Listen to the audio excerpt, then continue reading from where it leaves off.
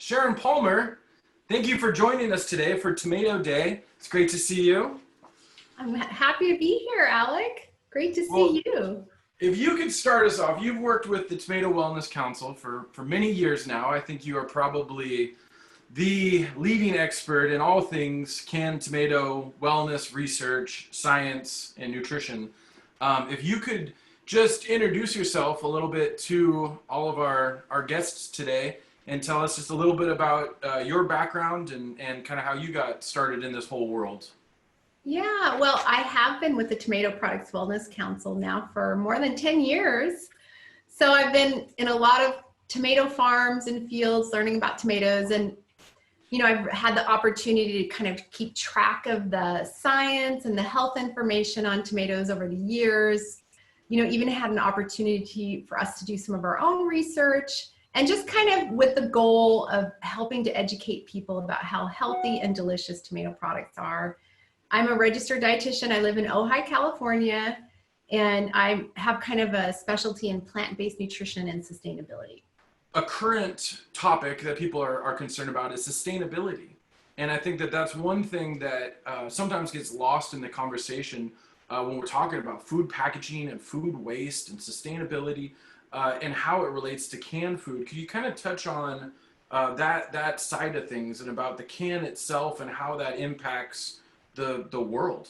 Yeah, the canning process of tomatoes has many sustainability benefits. First of all, when you think about canned produce, we don't waste as much. And a lot of us don't think of that, but sadly, fresh produce has a high amount of waste. When you think about when you're shopping, it's perishable, and a lot of times people don't use it up before it goes bad. So when we can things, they last for a long, long time. You can put that can on your shelf and it doesn't go bad and it can stay there for months and months. And then when you open it, you use the whole thing. Even when you're using canned tomatoes, you can use the juice, you just dump the whole thing in a recipe. So you think about the food waste is much lower, and food waste we know is a big part of sustainability. Up to 40% of our food is wasted in the United States. So, this is a huge contributor to environmental impact of our food system. So that's one factor. And then the other factor is the can itself. So those steel cans are 100% recyclable. They're still in use today, the stainless steel cans that were created in the past. And about 80 to 90% of all the steel produced is still being used today, with 71% of steel cans being recycled. So a lot of them are recycled. So that's really great. There are other sustainability benefits too. Just when we look at tomatoes, tomatoes compared to a lot of other foods have a lower environmental footprint. We've all been in those fields of tomatoes. They love the sun. They don't need babying when it comes, they can tolerate those high temperatures. They don't need as many inputs compared to some kinds of crops and foods. So when we look at the analysis, we see they have a lower environmental footprint.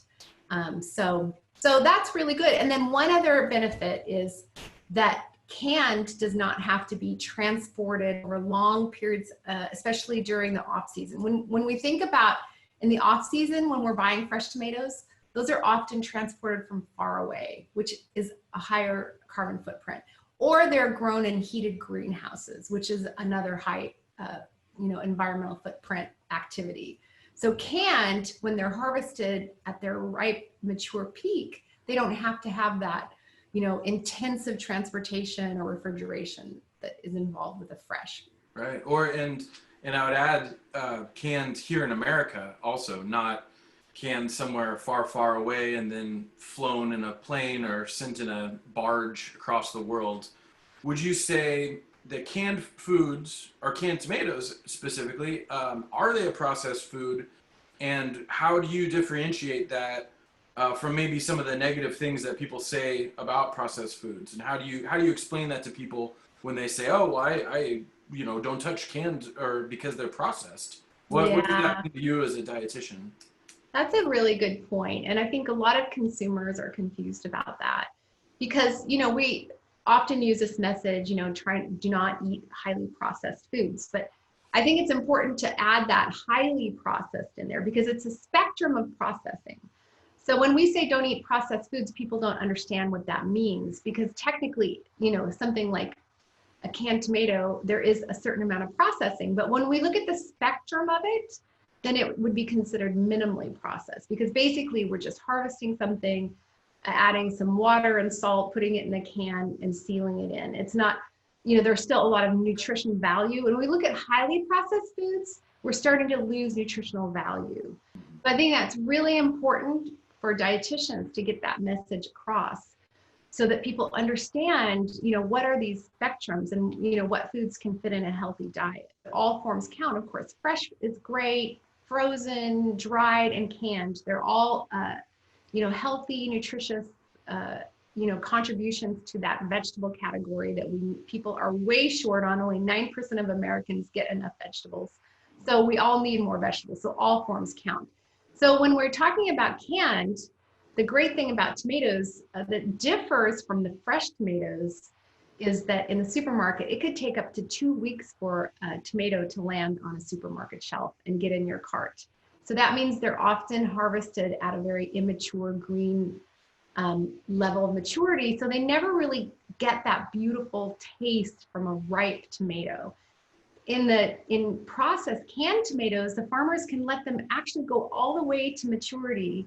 They want them to be absolutely beautiful, red, mature, amazing tomatoes, because they will be immediately canned. Within a few hours, they will get in that can. So the farmer can let them go to maturity. So we know that more mature produce has higher levels of nutrients compared to immature produce. So that's a benefit. And then there's still a lot of benefits in the canned produce. It still has a lot good sources of vitamin C, vitamin A, some of the B vitamins. It has fiber, iron, manganese, potassium. Those still really good source of these nutrients. And the other thing that it has is lycopene, which is that red antioxidant compound that it's actually responsible for tomatoes being red. It's the pigment in tomatoes. And that compound is more bioavailable to the body when it's cooked. When the cell walls of the plants open up a little bit, it releases the lycopene, and the natural canning process actually cooks the tomatoes. So that is why studies show that the lycopene is up to 2.5 times more available to the body in canned or cooked tomatoes. So that's another real benefit from the can. Sometimes you'll hear these myths that come up, either tomatoes just in general, regarding being a nightshade, or what are some of the myths that you hear, and how do you respond when you hear some of the negative false things that are floating around out there? Yeah, I've heard the nightshade one. You and I have talked about that in the past. That's a common one, and the idea is that tomatoes are actually going to be inflammatory and cause health problems, when it's absolutely the opposite. And another one I hear is that canned tomatoes have preservatives or all these added unhealthy ingredients. It depends on the product we're talking about it, but it's just basically the tomatoes, water, and salt. And you don't even have to have salt. You can get the unsalted ones if you prefer. But really, the can is the preserving method. The can itself. So it would kind of be ridiculous to add preservatives to something that doesn't need it, right? So all you have to do is flip over the ingredient list if people are wondering, what's in there. But that's one of the other myths that I hear out there too. I just want to say thank you to you for being our resource for all this stuff for so long, and to all the dietitians that are out there. I mean, we really take a lot of pride of working with people like you that have real knowledge in this area, and trying to kind of educate consumers about where they should be getting their news and who they really should be listening to. I mean, somebody that's telling them, well, don't eat this, but here, you should eat this. And by the way, it's, $12.99 a month. And it's like, well, it kind of makes me wonder about what is more important here. So I hope that we can keep helping support dietitians and helping consumers know that those are who they should be going to for this kind of information. Yeah. And hopefully you guys kind of keep, growing the profile so people know, what to look for and who they should be listening to. Now, another thing that you can teach us all about is the dietary guidelines. I know that those have just recently come out, and that they come out every 4 years, 5 years. 5 years. Could you give us a little background on what they are and how tomatoes fit into those guidelines? Yeah, so the dietary guidelines, as you said, we just got the advisory committee report, and that informs the final version that's going to come out. And basically, a governmental panel of nutrition experts joins together. They convene and they basically pore over all of the science that occurred in the last 5 years. And then they look at what the health problems are in America, what the nutrition problems are, and they look at the science, and then they come up with basically the way that Americans should eat, to help them reduce their risks of the diseases that we're facing, how to eat better diets, and all those things. So a couple times back in the cycle of dietary guidelines, they added a new vegetable category, and they actually said that Americans should get red and orange vegetables. It's together, red and orange vegetables. Recommendation is up to 6 cups per week. And that depends on age and gender. 6 is the most, but that's a significant amount of red orange vegetables. And of course, tomatoes are right up there as, the #1 source in that category. Tomatoes are the second most popular vegetable, second to potatoes. So that really showed the importance of these unique nutrients in tomatoes. So that has been a very important recommendation for health benefits now. We kind of touched on, misconceptions and things like that. Another thing that we'll hear about from time to time. Oh, I know you shouldn't eat any canned food because of BPA. Right. How do you respond to that? The canned food industry, especially the tomato industry, has basically eliminated BPA from cans. So this is something that was done in the past, but as there became more information on it, and consumers, cried out for, alternatives, the industry responded, and they basically eliminated on their own. They did this on a voluntary basis because it's not a requirement. In fact, the FDA says that current levels of BPA in our food system are not a threat. And the European version of the FDA agrees with that. They say basically the same thing, that our current levels in our food system are not a concern at this time. Well, thank you so much. We're sad I'm not doing this with you right now in a tomato field, but we thank you so much for all of your continued support and wisdom behind all of our tomato wellness research and helping teach all this to everyone, all of our guests today and across the web. Is there anything you want to say in closing?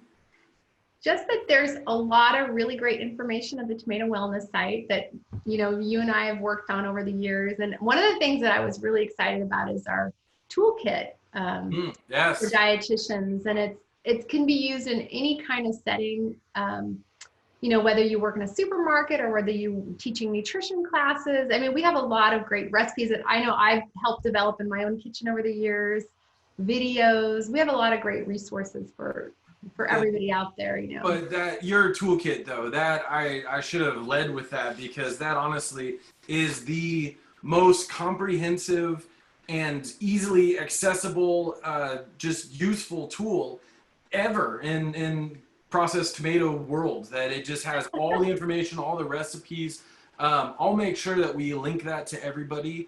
If they printed it all out, it would be like a decent packet.